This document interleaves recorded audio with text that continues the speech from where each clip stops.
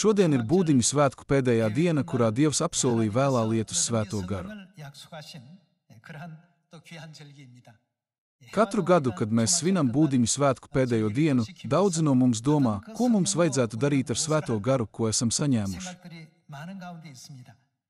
Vispirms pievērsīsimies Mateja evaņģēlija 25. nodaļai un veltīsim laiku, lai uzzinātu, ko agrīnās baznīcas svētie darīja pēc Svētā gara saņemšanas. Un pamatojoties uz šo mācību, pārdomāsim par to, kas mums jādara, kad mums šodien tiks piešķirts Svētais gars. Aplūkosim Mateja evaņģēlija 25. nodaļas 14. pantu. 25. nodaļas 14. pantā Jēzus saka: Tas tāpat kā ar cilvēku, kas aizceļodams saicināja savus kalpus un nodeva tiem savu mantu, un vienam viņš deva 5 talantus, podus, otram 2 un trešam 1, katram pēc viņa spējām, un pats tūdaļ aizceļoja.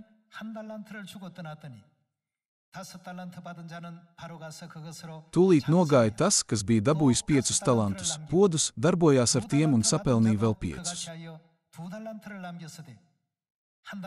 Tā arī tas, kas bija dabūjis 2, sapelnīja vēl 2 klāt. Bet tas, kas bija dabūjis 1, aizgāja un ieraka to zemē un tā paslēpa sava kunga naudu. Bet pēc ilga laika šo kalpu kungs atnāca un sāka norēķināties ar tiem. Tad atnāca tas, kas bija dabūjis 5 talantus, atnesa vēl 5 un sacīja: Kungs, tu man iedevi 5 talantus, redzi, es sapelnīju vēl 5. Un viņa kungs sacīja tam: Labi, tu godīgais un uzticīgais kalps. Tu esi bijis uzticīgs par mazumu, es tevi iecelšu par daudzumu. Ieej sava kunga priekā. Arī tas, kas bija dabūjis 2 talantus, atnāca un sacīja: Kungs, tu man iedevi 2 talantus, redzi, es sapelnīju vēl 2. Un viņa kungs sacīja tam: Labi, tu godīgais un uzticīgais kalps. Tu esi bijis uzticīgs par mazumu, es tevi iecelšu par daudzumu. Ieej sava kunga priekā. Bet atnāca arī tas, kas bija dabūjis 1 talantu un sacīja: Es pazīstu tevi kā bargu cilvēku, tu pļauji, kur neesi sējis, un salasi, kur neesi kaisījis. Es baidījos un aizgāju un apraku tavu talantu zemē. Te viņš ir, ņem savu mantu. Bet viņa kungs atbildēja tam un sacīja: Tu blēdīgais un kūtrais kalps. Ja tu zināji, ka es pļauju, kur neesmu sējis, un salasu, kur neesmu kaisījis, tad tev vajadzēja dot manu mantu naudas mainītājiem. Es pārnācis būtu saņēmis savu naudu ar augļiem. Tāpēc ņemiet viņa talantu un dodiet to tam, kam ir 10 talantu. Jo ikvienam, kam ir, tiks dots, un tam būs pārpilnība, bet no tā, kam nav, atņems to, kas tam ir. Un nelietīgo kalpu izmetiet galējā tumsībā, tur būs raudāšana un zobu trīcēšana. Līdzība par talantiem, kas dota Mateja evaņģēlija 25. nodaļā, mums māca daudzas lietas. Dievs mums ir uzticējis evaņģēlija misiju, tas ir talantus, un norādījis mums ar tiem strādāt. Citiem vārdiem sakot, tas nozīmē, ka mums vajadzētu evaņģelizēt. Kad kungs atgriezās, viņš pārbaudīja kalpu darba rezultātus, lai redzētu, cik labi viņi ir pastrādājuši. Tas, kurš bija saņēmis 5 talantus, atnesa vēl 5, kopā atgriežot kungam 10 talantus. To redzot, saimnieks viņu paslavēja un sacīja: Labi darīts. Redzot tavu uzticību mazās lietās, es nākotnē iecelšu tevi valdīt par lielām lietām. Arī tas, kas bija saņēmis 2 talantus, pienāca un sacīja: Kungs, es esmu ieguvis vēl 2 talantus. Neatkarīgi no skaita, redzot pieliktās pūles un uzticību, saimnieks sacīja: Tu arī esi bijis uzticīgs dažās lietās, tāpēc es nākotnē iecelšu tevi valdīt par lielām lietām. Bet tas, kas bija dabūjis 1 talantu, aizgāja un ieraka to zemē un tā paslēpa savu kunga naudu. Ko mēs esam saņēmuši no Dieva? Vai tas nav evaņģēlijs? Kas būs, ja mēs būsim paslēpuši evaņģēliju un nekad nebūsim to iznesuši ārā, citiem vārdiem sakot, kā būtu, ja mēs nekad nevienam nebūsim sludinājuši evaņģēliju? Mums ir rūpīgi jāapdomā, ko saimnieks Jēzus līdzībā teica šādam cilvēkam pēc viņa atgriešanās. Dievs to nosauca par nelietīgu. Ja mēs saņemam kaut ko dārgu, mūsu pienākums ir pēc iespējas vairāk dalīties ar to ar citiem. Tomēr, kad kalps to neizdarīja, saskaņā ar līdzību Bībelē, viņam tika teikts, tad tev vajadzēja ielikt talantu bankā. Vai tad es to nebūtu saņēmis atpakaļ ar uzkrājumu? Kāpēc tu to vienkārši apraki zemē? Tā rezultātā kalps tika izmests ārā tumsā. Tāpēc mums vajadzētu rūpīgi pārdomāt, kāpēc Jēzus mums deva šo līdzību Mateja evaņģēlija 25. nodaļā. Pirms Jēzus pacēlās debesīs, viņš mums mācīja, ka mūsu atbildība ir nodot visu, ko esam dzirdējuši un saņēmuši no Tēva, visiem, kas vēl nav dzirdējuši.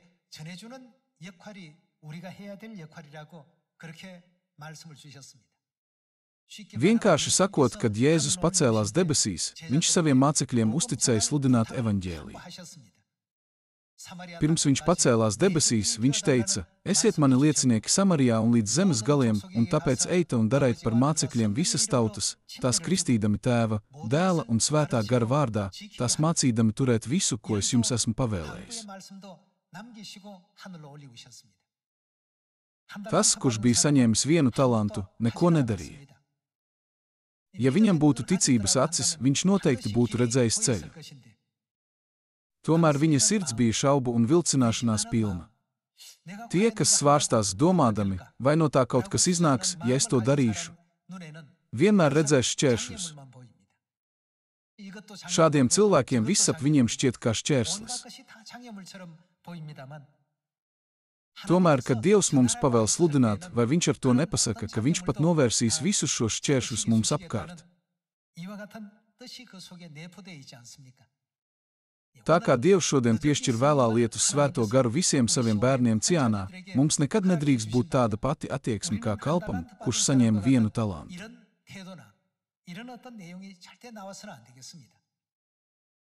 Kā es jums vairāk kārt esmu teicis, cilvēki ar ticības acīm vienmēr var redzēt ceļu, pat ja liels kalns šķērso viņu ceļu.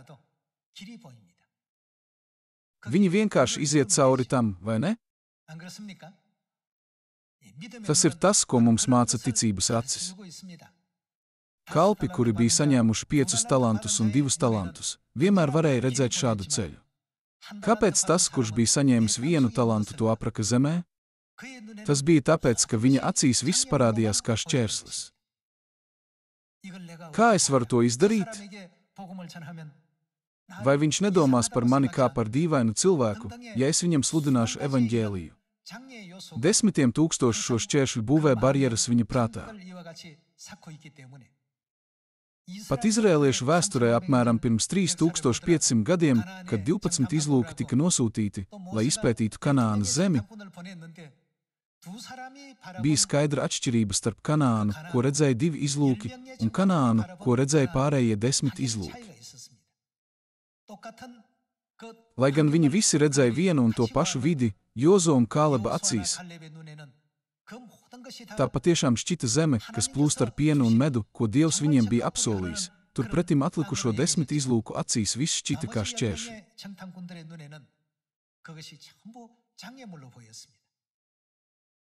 To acīs, kas ir saņēmuši Svēto garu, šķēršļi nevar pastāvēt. Tā kā Dievs viņiem dāvā ticības acis, viņi vienmēr var redzēt ceļu. Kad mēs aplūkojam agrīnās baznīcas vēsturi apmēram pirms 2000 gadiem, ir rakstīts, katru dienu viņi turpināja tikties un sludināt Dieva vārdu. To skaits, kuri mīl Dieva vārdu, pieauga līdz aptuveni 5000 vienā dienā. Apmēram 3000 tika kristīti. Mācekļu skaits palielinājās katru dienu. Apustuļu darbu grāmata ir evaņģelizācijas grāmata. Apustuļu darbu grāmatā ir aprakstīta apustuļu sludināšana. Pēc tam, kad viņi saņēma agrā lietus Svēto garu vasarsvētku dienā, visur notika ievērojami notikumi. Turklāt vēlā lietus Svētā gara gaisma šodien ir 7 reizes spožāka nekā agrā lietus gaisma. Tas palīdzēs evaņģēlijam tikt sludinātam Samarijā un līdz zemes galiem ātrāk un intensīvāk, ar daudz lielāku spēku nekā agrīnajā baznīcā. Tie, kas nejūt to spēku, ir tie, kas ir aprakuši talantus. Tie, kas ir paslēpuši talantus zemē, nekad nespēs redzēt vai piedzīvot Dieva brīnumu pasauli. Dievs ļāva Jozo un Kālebam būt lieciniekiem abrīnojamajam brīdim, kad botika Jērikas sabrukums, bet kā bija ar pārējiem 10 izlūkiem? Viņi to nespēja redzēt, un viņi visi gāja bojā tuksnesī. Šodien mums vajadzētu ne tikai domāt par vēlā lietus svētā gara saņemšanu caur būdiņu svētkiem, bet arī pārdomāt, kā mums vajadzētu veikt Dieva darbu caur šo svēto garu. Tā vietā, lai koncentrētos tikai uz 5 talantu saņemšanu, mums vajadzētu spēt pārdomāt, ko darīt pēc to saņemšanas. Tādējādi mums jācenšas saņemt no Dieva uzslavu. Labi darīts, labais un uzticīgais kalps. Vēlā lietus svētajā garā ir iekļauts ticības svētais gars, gudrības svētais gars un zināšanu svētais gars. Ja mēs esam saņēmuši ticības svēto garu, mūsu acīm ir jāmainās. Mums ir jāredz ceļš katrā situācijā, nevis šķēršļi. Tie, kas pastāvīgi koncentrējas uz to, kāpēc lietas nedarbojas, patiešām ir tie, kuriem ir šaubas un vilcināšanās. Cilvēki ar ticības acīm, ko devis svētais gars, vienmēr redz ceļu. Kādu dienu apavu uzņēmums nosūtīja 2 darbiniekus uz Āfriku. Tas bija laiks, kad daudzi afrikāņi gāja apkārt galvenokārt basām kājām. Nosūtot abus darbiniekus, uzņēmuma prezidents lūdza viņus izmeklēt, vai mums ir iespējams pārdot apavus Āfrikā. Abi darbinieki atgriezās pēc sava pētījuma. Viens no darbiniekiem ziņoja uzņēmuma prezidentam: Āfrika nav vieta, kur mums vajadzētu pārdot apavus. Kā mēs varam pārdot apavus, ja visi iet basām kājām un neviens nevelk apavus? Otrs vīrs domāja citādi. Nē, tas tā nav. Tā kā visi iet basām kājām, uzņēmumam tas dotu lielu labumu, ja mēs varētu likt šiem cilvēkiem vilkt apavus. Viens teica, tas nav iespējams, bet otrs ziņoja, tā ir neierobežota iespēja pasaulē.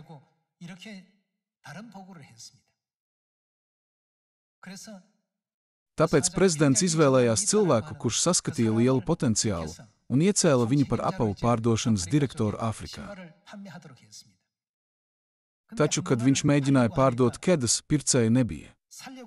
Tas bija tāpēc, ka apavi bija pārāk dārgi. Viņš jautāja prezidentam: es sekošu tam, lai katrs cilvēks Āfrikā valkātu apavus. Tāpēc tikai 1 gadu, lūdzu, sniedziet man bez nosacījumu pilnu atbalstu visam, ko es lūdzu. Prezidents piekrita. Rezultātā viņš piegādāja bez maksas kedas un kurpes katram satiktajam cilvēkam Āfrikā.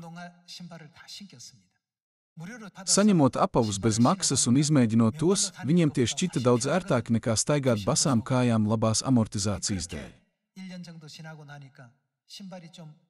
Apmēram pēc gada viņu apavi sāka nodilt. Tad pienāca laiks, kad viņiem vajadzēja nomainīt apavus. Viņi vairs nevarēja iet basām kājām, nevelkot kedas. Viņi pie tām bija pieraduši. Viņi saprata, cik ērtas patiesībā ir kedas. Kopš tā laika cilvēki sāka iegādāties kedas vienu pāri pēc otra. Tāpēc šis uzņēmums tagad ir kļuvis par globālu līderi sporta apavu industrijā.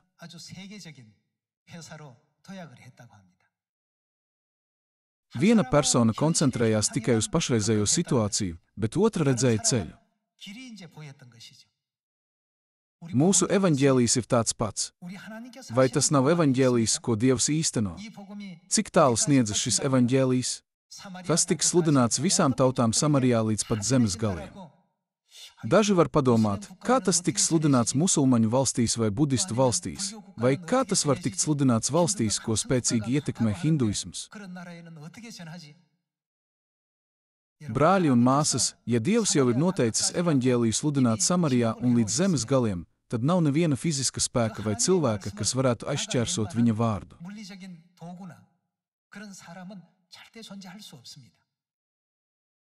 Vai Dieva vārda spēks nenovērsīs visus šķēršļus un neturpinās virzīties uz priekšu?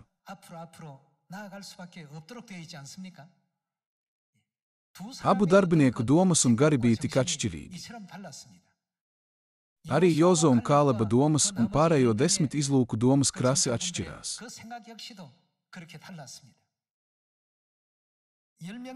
10 izlūki domāja, ka iedzīvotāji ir fiziski izturīgi un spēcīgi, aprīkoti ar spēcīgiem ieročiem, un viņiem bija ļoti strateģiski stiprs cietoksnis.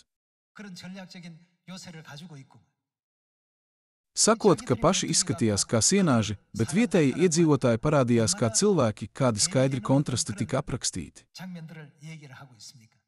Tomēr Jozo un Kālebs to tā neuztvēra. Mēs tos aprīsim, viņi teica. Lai cik gari un vareni viņi būtu, vai Dievs nav ar mums?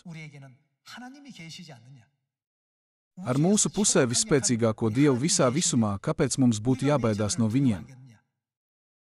Kanānas zemi apsolīja Dievs. Tāpēc nemaz nebaidieties. Viņi mierināja ļaudis ar šādiem ticības pilniem vārdiem. Mums ir jābūt gudrībai apgādāt tos, kas iet ar basām kājām. Kad mums ir ticības acis, mūsu priekšā vienmēr atveras ceļš, un mēs varam redzēt ceļu. Tie, kas izvēlējās šo ceļu, bija tie, kas gāja pa uzvarošu ticības ceļu. Šodien Būdiņu svētku pēdējā dienā Dievs Jāņa evaņģēlija 7. nodaļas 37. pantā teica: Ja kam slāpst, tas lai nāk pie manis un dzer. To viņš sacīja par garu, ko vēlāk dabūja tie, kas viņam ticēja.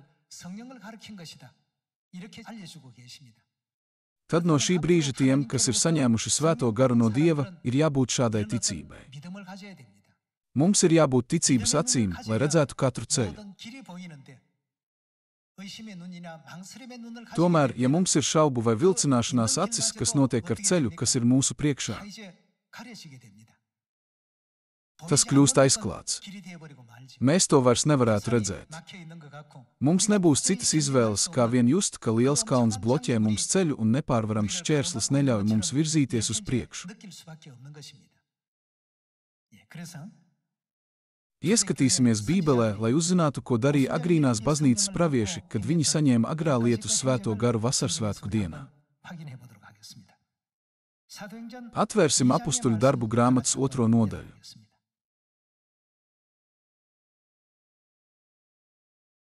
Apustuļu darbu 2. nodaļas 4. pantā ir rakstīts: Un visi tika piepildīti ar svēto garu un sāka runāt citās mēlēs, kā gars tiem deva izrunāt. Apskatīsim, kas notika pēc svētā gara saņemšanas, atverot 14. pantu. Bet Pēteris, nostājies ar tiem 11, iesāka runāt un tiem sacīja: Jūs, jūdi un visi, kas Jeruzalemē dzīvojat, lai tas jums ir zināms un iegaumējiet manus vārdus. Šie nav piedzēruši, kā jums šķiet, jo ir tikai dienas 3. stunda, bet te piepildās pravieša Joēla vārdi. Tas notiks pēdējās dienās, saka Dievs, es izliešu no sava gara pār visu miesu, un jūsu dēli un jūsu meitas pravietos, un jūsu jaunekļi redzēs parādības, un jūsu sirmgalvi sapņos sapņus. Arī pār kalpiem un kalponēm es izliešu tais pašās dienās savu garu. Šeit Bībele mums parāda ainu, kurā viņi bija piepildīti ar svēto garu un sāka Dieva evaņģēlija darbu, kad Dievs par viņiem izlēja svēto garu.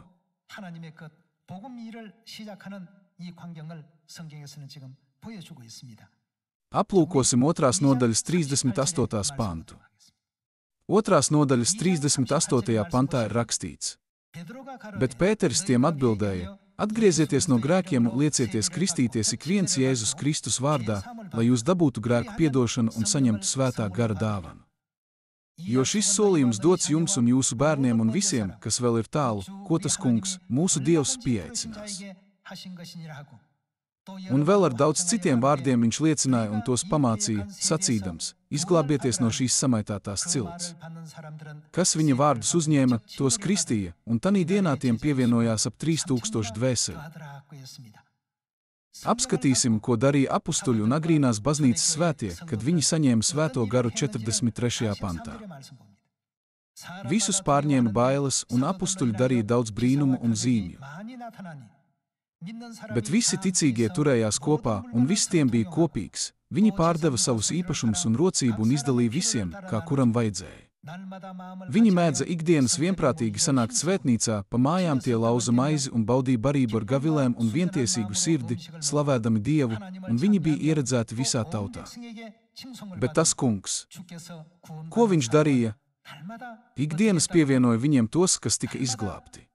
Katru dienu apustuļu un agrīnās baznīcas svētie cītīgi sludināja bez atpūtas, sakot: Jēzus ir Kristus. Pāriesim uz 4. nodaļu 1. pantu. 4. nodaļas 1. pantā ir rakstīts: Tiem uz ļaudīm runājot pienāca priesteri, svētnīcas sardzes priekšnieks un saduķēji, sadusmoti par to, ka viņi ļaudis mācīja un sludināja Jēzu augšām celšanos no mirušiem. Tie satvēra viņus un turēja apcietinājumā līdz rītam, jo bija jau vakars. Bet daudz ļaužu, kas šos vārdus bija dzirdējuši, ticēja, un viņu skaits bija ap 5000 vīru.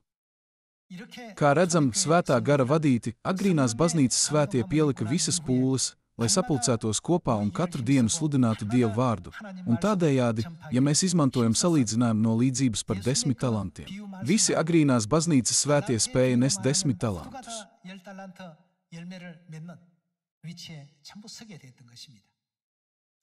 Kad evaņģēlijs tika sludināts visā Jeruzalemē, tā laika reliģiskie vadītāji sāka just, ka viņu reliģija ir uz sabrukšanas sliekšņa.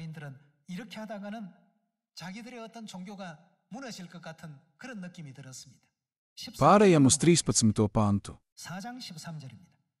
4. nodaļas 13. pants. Kad viņi redzēja Pētera un Jāņa drošsirdību un noprata, ka tie ir nemācīti un vienkārši cilvēki, viņi brīnījās. Viņi arī uzzināja, ka tie bijuši kopā ar Jēzu, un, redzot izdziedināto cilvēku pie tiem stāvam, viņiem nebija nekā ko pretim teikt. Pavēlējuši tiem atstāt sinedriju, viņi apspriedās savā starpā, sacīdami: ko lai darām ar šiem cilvēkiem? Jo, ka tiešām brīnums caur tiem noticis, tas visiem ir zināms, kas Jeruzalemē dzīvo, un mēs to nevaram noliegt, bet lai tas ļaužu starpā tālāk neizpaužas, mēs tiem stingri piekodināsim nerunāt vairs.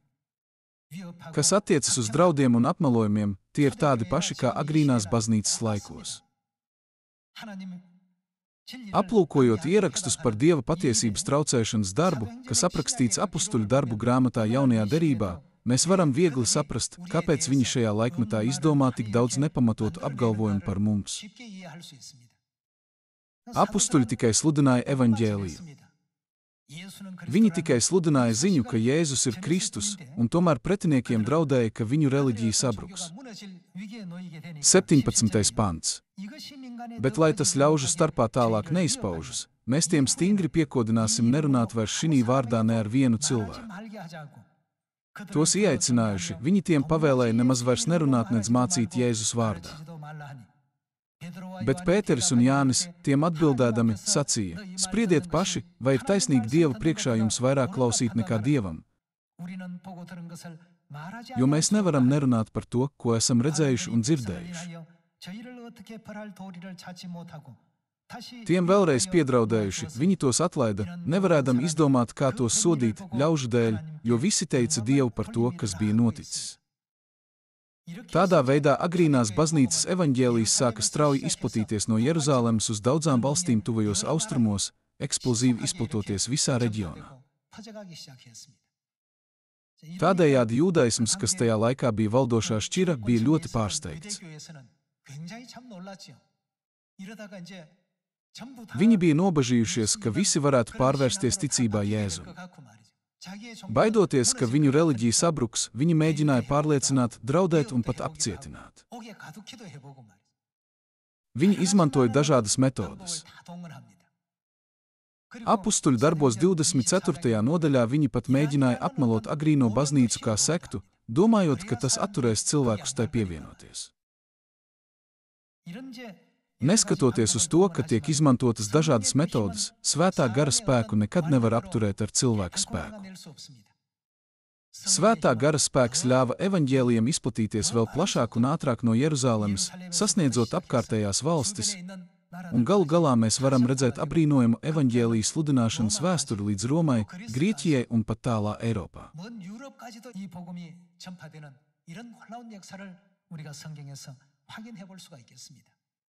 Ir pravietots, ka Dievs tagad spīdinās gaismu, kas 7 reizes spožāka nekā svētais gars, kas tika dots agrīnajai baznīcai. Tajā laikā evaņģēlijs sasniedza tikai dažas Āzijas un Eiropas daļas, bet vai tagad ir kāda vieta starp 5 okeāniem un 6 kontinentiem, kur evaņģēlijs nav sludināts? No Aļaskas ziemeļiem līdz pat Ušojas pilsētai dienvidos, Dievs ir atvēris visu ceļu evaņģēlijam. Šodien, ja mums tiek piešķirts vēlā lietus svētais gars, mums ar to vajadzētu veikt savu misiju. Neatkarīgi no tā, vai esam saņēmuši 5 talantus, 2 talantus vai 1 talantu, mums nevajadzētu baidīties, domājot, ko es ar to varu sasniegt. Mums vienkārši vajadzētu iet un darīt to, ko Dievs mums ir licis. Kā reaģēja Jona? Kad Dievs viņam lika doties uz Ninivi un sludināt Dievu vārdu, viņš nobijās un izvēlējās bēgt. Viņš mēģināja aizbēgt uz vietu ar nosaukumu Taršiša, tā vietā, lai sekotu Dievu vārdam. Tomēr vai Dievs nesagatavoja milzīgu zivi, lai tā norītu Jonu un tādējādi vadītu viņu galu galā doties uz Ninivi sludināt Dievu vārdu?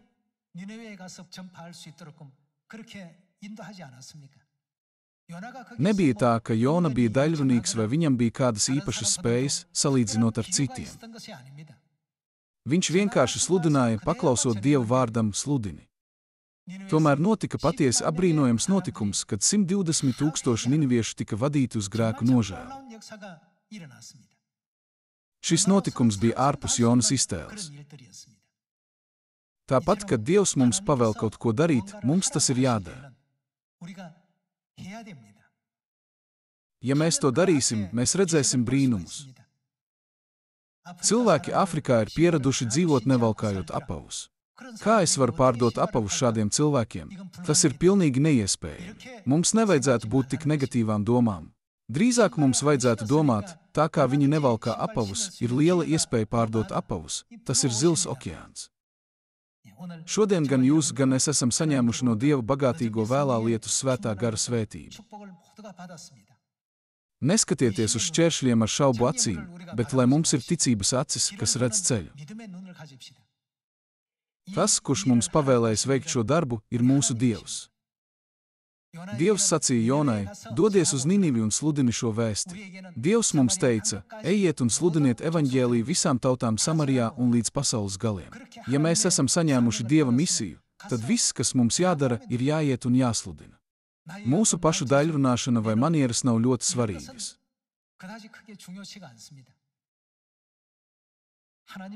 Es ceru, ka šis gads noteikti būs svētīgs, kad Dieva godība būs plaši izplatīta Samarijā un līdz zemes galiem, un visi varēs liecināt par Dieva pārsteidzošajiem brīnumiem. Svēto garu nevajadzētu slēpt. Cerot, ka gan jūs, gan es varēsim piedzīvot Dieva spēku un sajust viņa darbību mūsu dzīvē, es vēlētos noslēgt sprediķi. Liels jums paldies!